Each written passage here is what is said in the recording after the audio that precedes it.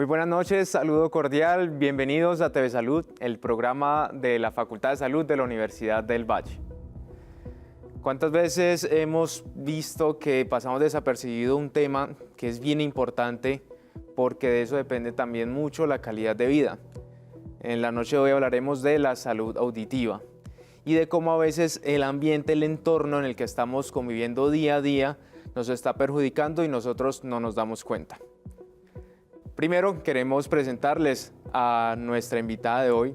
Ella es la profesora Laura González Salazar. Ella es fonoaudióloga de la Universidad Católica de Manizales, especialista en audiología de la Corporación Universitaria Iberoamericana, especialista en docencia universitaria de la Universidad del Valle y ha estado trabajando en el otológico del Centro Médico Imbanaco aproximadamente más de 30 años. Hace muy poco se jubiló como profesora de la Facultad de Salud de la Universidad del Valle y es un placer tenerla aquí. Profesora, bienvenida a TV Salud. Gracias, Mateo. Es un honor para mí estar aquí en tu espacio. Gracias de nuevo. Y para comenzar, como siempre tenemos nuestro Vox Pop, le preguntamos a nuestra comunidad universitaria en el campus de San Fernando si cree que el ruido del entorno puede llegar a perjudicar nuestra salud auditiva o nuestro bienestar. Esto fue lo que contestaron.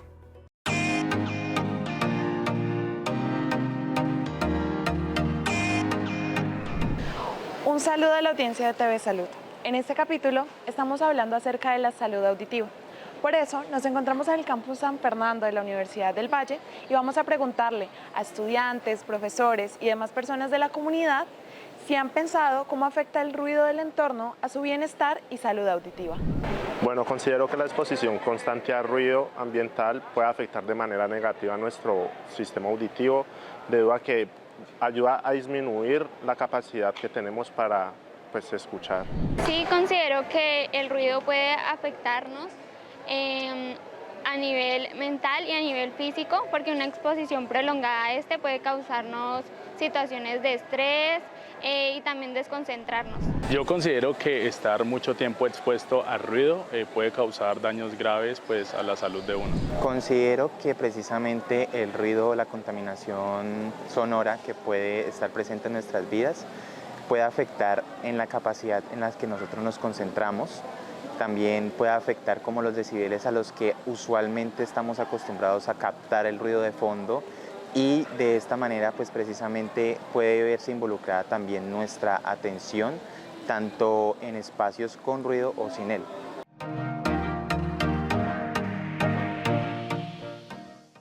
Bueno, acabamos de ver el Vox Pop, vimos diferentes opiniones acerca de lo que puede causar el ruido en nuestra salud auditiva.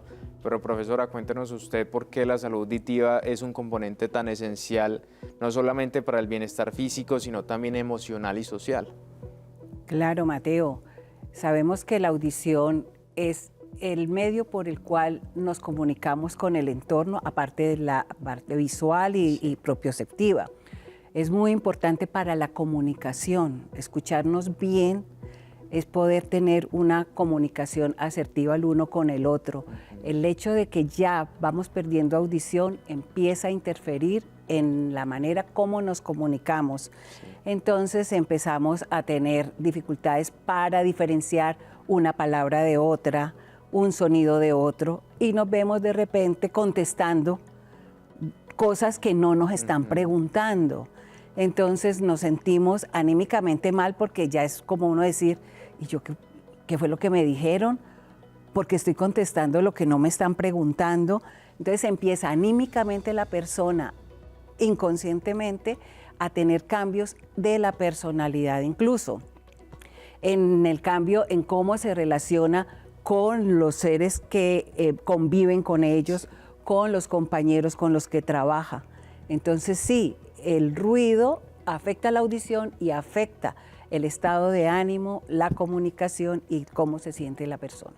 Profesora, ¿y cuáles son esas principales causas de las pérdidas auditivas que hoy en día en un entorno urbano como Cali, podemos decir, son las más frecuentes? Lo decía uno de los chicos, vivimos en un ambiente muy contaminado de ruido, y no solo de ruido, también visual, sí. Pero lo que estamos, que es el ruido, estamos muy contaminados en todos los sitios a donde vamos. Empecemos por la casa, que es nuestro entorno más íntimo.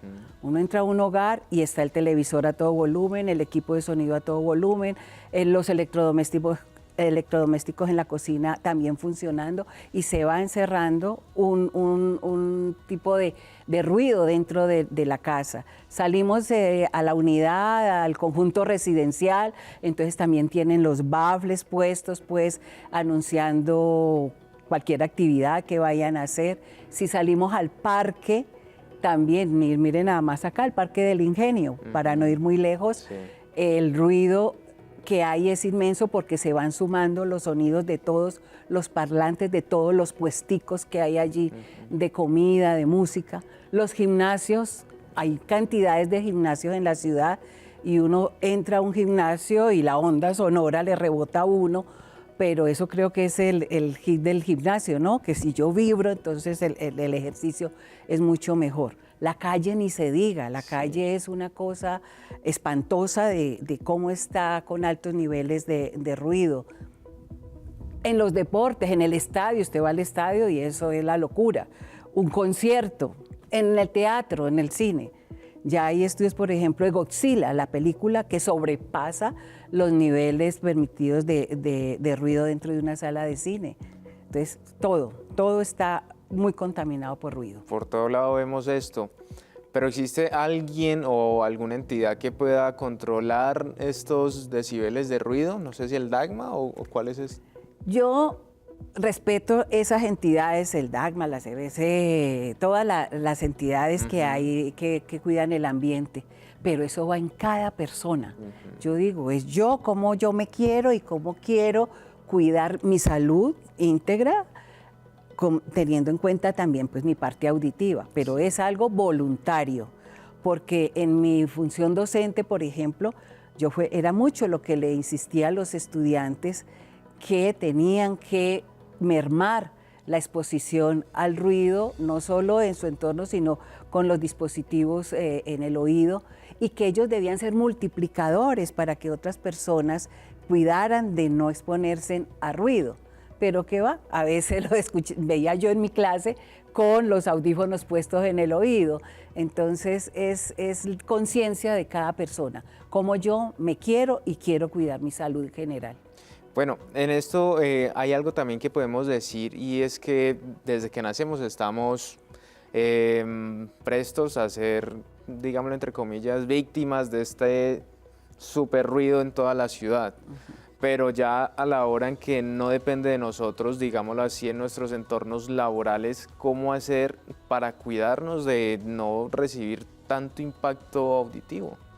Bueno, Mateo, puede uno optar por diferentes cosas. En los apartamentos, por ejemplo, se puede optar por las ventanas con vidrios acústicos. Esos permiten aislar un poquito el ruido del tráfico, el ruido que hay externo. Sí. Pueden usar los protectores auditivos. Los protectores auditivos no son solo para las personas que están en el ambiente laboral, en una industria, en la fábrica, los militares. Ellos no solo son los que deben usar protección auditiva. Te cuento, yo tengo mis propios protectores auditivos y cuando es Navidad o es feria, yo me los pongo para venir a Unicentro, porque los niveles de ruido de Unicentro y de cualquier centro comercial en esas épocas exceden cualquier nivel permitido, y yo siento que yo entro a esos sitios sin ponerme los protectores auditivos y quiero salir corriendo despavorida de allí. Entonces la protección auditiva es importante porque minimiza el impacto de las ondas sonoras en los tímpanos y van así a que uno pueda estar tranquilo mirando las cosas sin necesidad de que el corazón le salte, que el cuerpo le vibre y quiera uno salir corriendo de esos sitios. Entonces la protección personal es importante. Es importante que uno mismo tenga la conciencia y empiece a hacerlo no solamente ya después de, digamos, ser adulto o adulto mayor, sino desde una edad temprana. Sí, desde pequeños. Y eso está mucho también en la parte educativa. O sea, si los padres son conscientes de que hay que cuidar la audición de ellos mismos, pues ellos le van a transmitir eso a los hijos. Sí. Pero si no hay esa cadena de información y de educación de unos a otros, difícilmente se puede lograr. Profesora, y precisamente en nuestra primera nota tenemos al profesor Francisco González, él es el director de la sección de otorrinolaringología de la Universidad del Valle. Nos va a comentar acerca de cuáles han sido esas consultas en problemas auditivos que tiene la gente cuando va a esta sección. Claro que sí. Veamos la nota. Un saludo a la audiencia de TV Salud. En esta nota nos encontramos en el Hospital Universitario del Valle con el director de la sección de otorrinolaringología, el doctor Francisco Javier González. Doctor, cuéntenos qué tipo de pacientes vienen a consulta por pérdida auditiva a la sección. La pérdida auditiva es el defecto sensorial más común del ser humano. O sea, está presente a lo largo de todo el ciclo vital del ser humano. Pero hay que poner especial énfasis y atención en los primeros 30 días de vida, o sea, en el periodo neonatal, ya que los recién nacidos, sin ningún otro síntoma asociado y sin ningún otro problema asociado, pueden tener una frecuencia de 1 en 1000. Eso es extremadamente frecuente. Y también está muy bien conocido que el 50% de las personas mayores de 70 años pueden llegar a necesitar una ayuda auditiva para escuchar. Y la pérdida auditiva pues está asociado con trastornos y problemas cognitivos. Pero en los intermedios del ciclo vital también es muy común.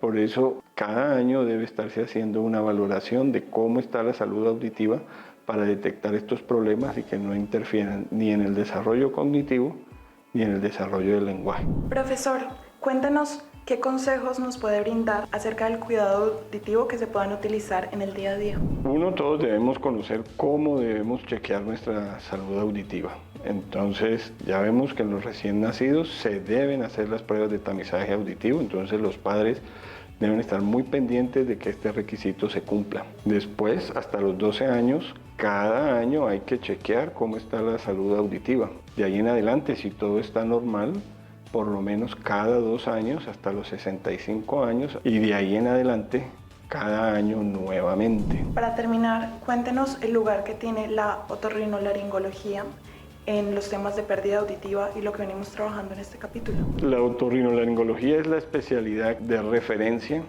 para hacer el tratamiento de los problemas auditivos cuando se detectan, ya sea con intervenciones quirúrgicas, con ayudas auditivas, con dispositivos implantables. Tratamos de ayudar a las personas que tienen problemas auditivos para que eso no interfiera con su comunicación, ni con su salud cognitiva, ni con su relación con el entorno.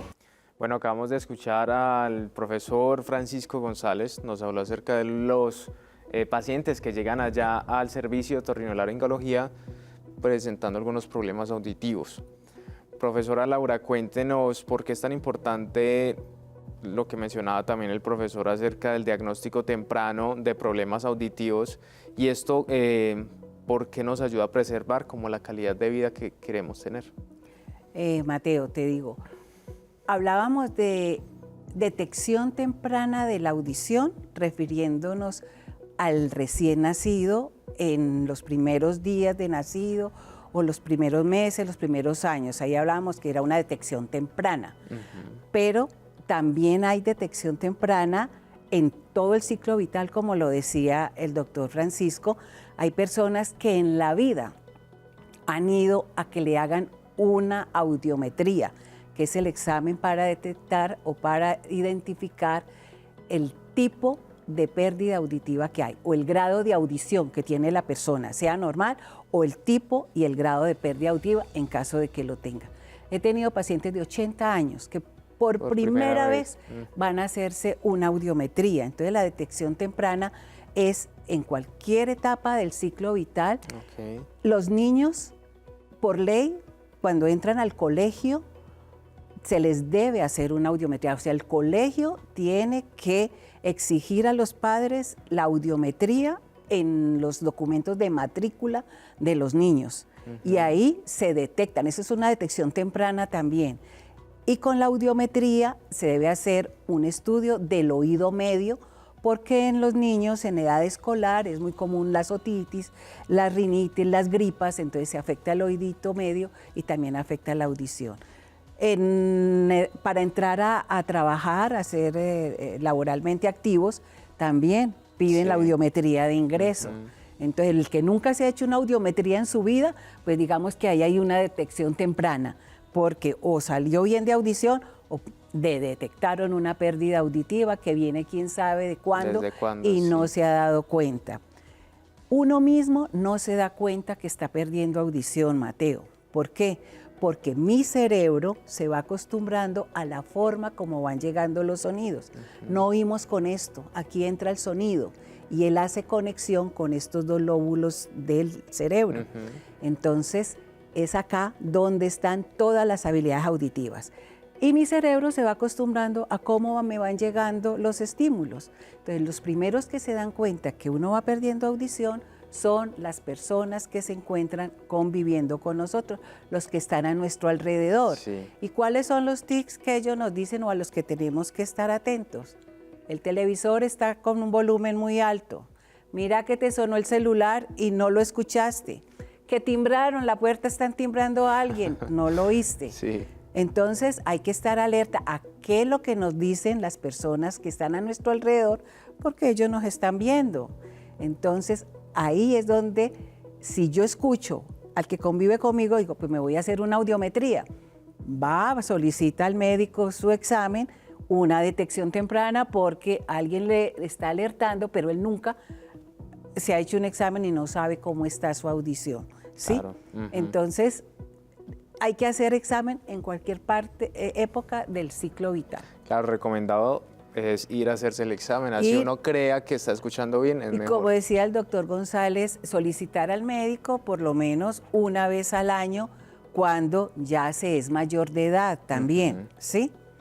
Aunque te digo, he visto jóvenes hoy en día con perfiles en la audiometría muy similares a la de los adultos mayores. ¿Por qué? Porque yo considero que los jóvenes de hoy en día se están ensordeciendo a voluntad. ¿Por qué? Por el uso excesivo de los aditamentos en los oídos. Y esa era la siguiente pregunta que tenía, profesora. ¿Qué tan recomendado es el uso de audífonos, de este tipo como de herramientas auditivas, auxiliares? Porque, pues, como usted lo dice, si pasan un gran tiempo del día con esto, claro. ¿Cuál va a ser esa perjudicación que van a tener? Mateo, el cráneo no es una estructura sólida. El cráneo es poroso. Entonces el cráneo se expande y se comprime y vibra. Entonces imagine un dispositivo en el canal auditivo donde tiene una entrada y no tiene una salida, porque eso es como un tubo de ensayo. Entonces, al poner el dispositivo dentro del oído y ponerlo a una intensidad alta, este canal es un resonador. Entonces amplifica todas las frecuencias, pero la que más amplifica son las frecuencias alrededor de los 2.000, 3.000, 4.000 Hz. Entonces hace que ese cráneo se comprima, se expanda y vibre al mismo tiempo. Sí. Entonces los líquidos que hay en el oído interno van a moverse como olas exageradas dentro de un espacio muy pequeño, y las células ciliadas del oído interno van a sufrir daño por ese movimiento excesivo de ese líquido dentro del oído. Entonces, un dispositivo puesto todo el día ahí en el oído va a provocar fatiga auditiva, va a provocar daño de las células ciliadas, que puede ser que al principio la persona sienta zumbido cuando se los quita, que le quedó algo ahí como el televisor cuando lo desconectan, que queda como un sonidito por allá. Ese es un tinnitus, que está avisando que, ojo, fatiga auditiva, deme descanso, ¿sí? Entonces, no es conveniente para nada el uso de esos dispositivos, ni aquí ni acá, porque es que el sonido tiene dos vías de entrada para estimular el oído interno. La vía aérea, porque entra por acá, y la vía ósea, porque entra por el hueso. Entonces, ambos son nocivos para la vía auditiva. Perfecto, profesora. Le iba a preguntar también por el del hueso, que ahora últimamente está cogiendo mucha fama, pero entonces la idea es regular el uso de estos al día, las horas, ¿cierto? Sí. Que no sea excesivo. Profesora, tenemos otra nota. En esta nota tenemos al profesor Santiago Castaño. Él es docente de la Escuela de Ciencias Básicas y nos va a hablar acerca de cuáles son esas fuentes de ruido más comunes que nos están afectando día a día nuestra salud auditiva. Un saludo a la audiencia de TV Salud. En esta nota nos encontramos con el profesor Santiago Castaño. Él es docente de la Escuela de Ciencias Básicas de la Facultad de Salud. Profesor, cuéntenos, ¿cuáles son las fuentes de ruido más comunes que afectan la salud auditiva de las personas? Bueno, primero hay que definir qué es ruido auditivo y casi que se define como todas esas señales que vienen a través de los cambios de presión en el aire, pues el sonido, que son señales que en teoría no son deseadas o no deberían ser articuladas dentro de nuestro sistema auditivo, que tengan un volumen o una intensidad energética tal que pueden llegar a hacer daño sobre el sistema auditivo. En el caso pues, de nuestras ciudades están, por ejemplo, la maquinaria, los motores, la actividad social informal. Eso produce sonido con unos decibeles que pueden llegar a afectarnos. También hay sistemas o ayudas auditivas que las utilizamos para aislarnos del medio, como en el caso de los audífonos, y si no se usan adecuadamente, como está ocurriendo como epidemia en todo el mundo, hay daños auditivos en la juventud porque no hay un uso adecuado del volumen, de los límites que se deben emplear con estos dispositivos.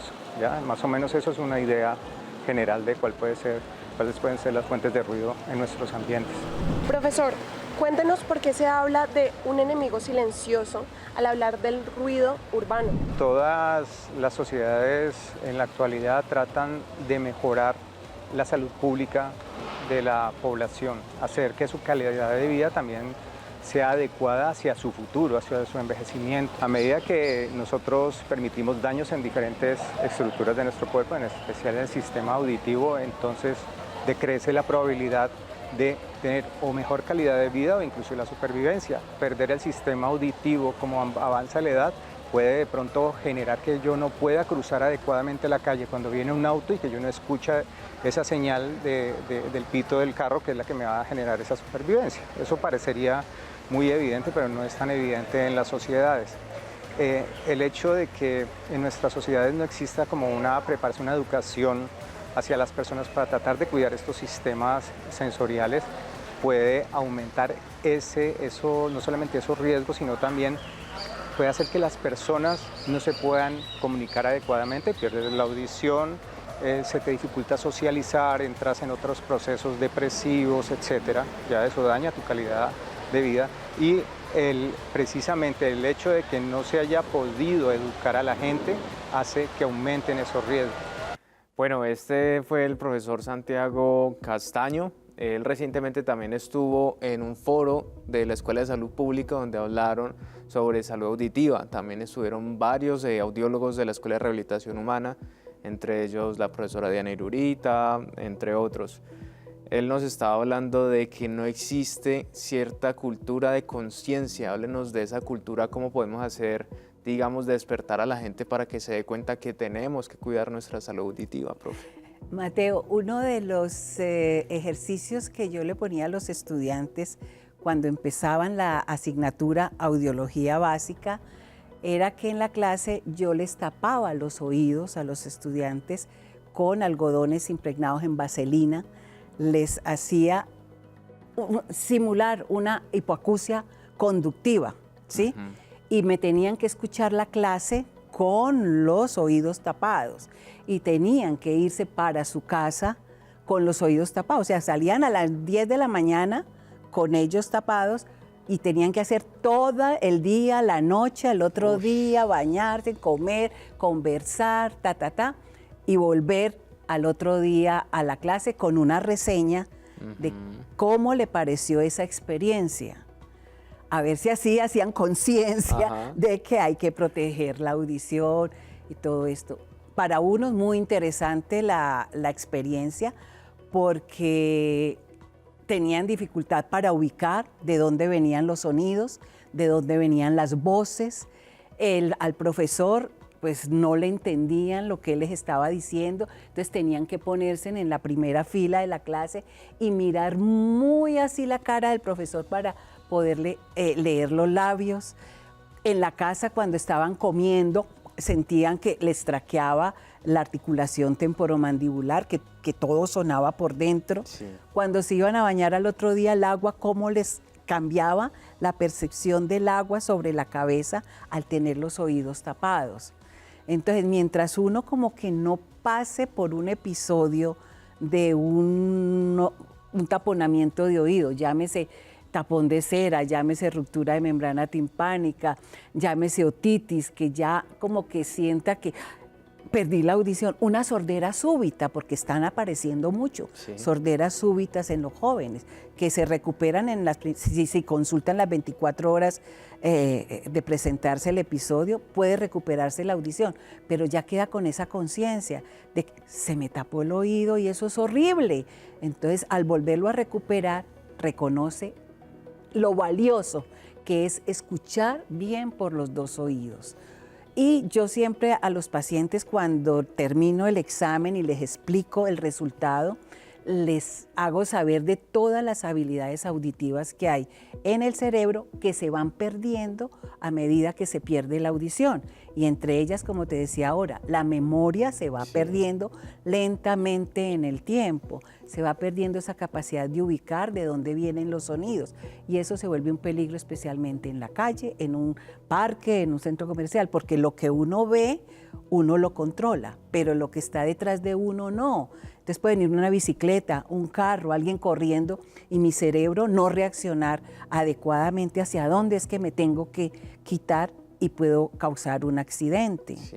¿Ve? La atención, la concentración, todo eso se altera por la por la pérdida auditiva. Importante. ¿Sí? Entonces, eso es en la casa, en los programas como este, en todos los sitios donde podamos tener el chico de hablar de la importancia de la audición en la comunicación y en el bienestar comunicativo de la persona, es vital.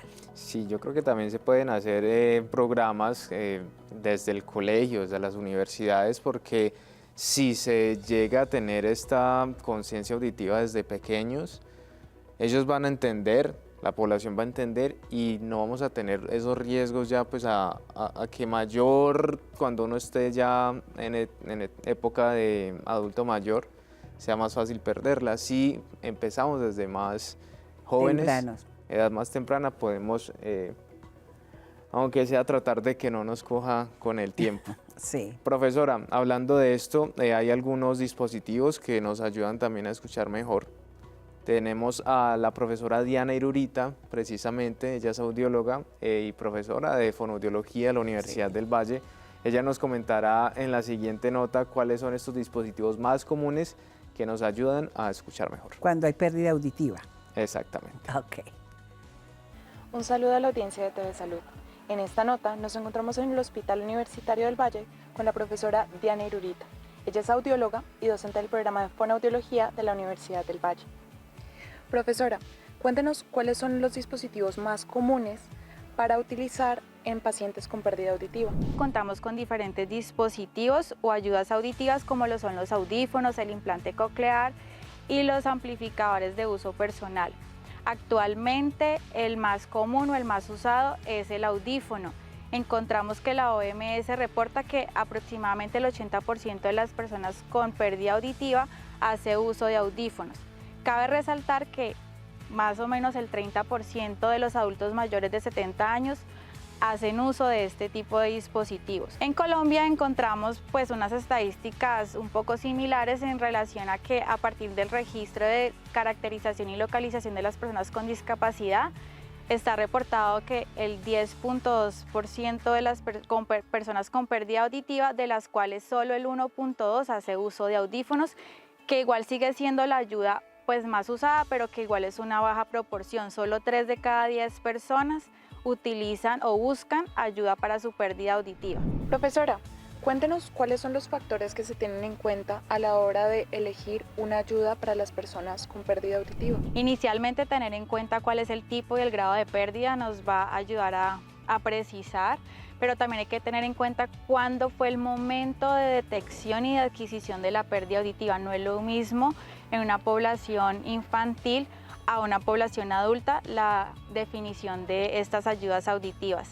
Además, debemos tener en cuenta variables como va a ser el apoyo familiar, cuál es el entorno de la persona a nivel educativo, social, laboral, también el acceso a los servicios de salud y a los servicios que van a dar, que se requieren para dar continuidad o que complementan, por ejemplo, una ayuda auditiva.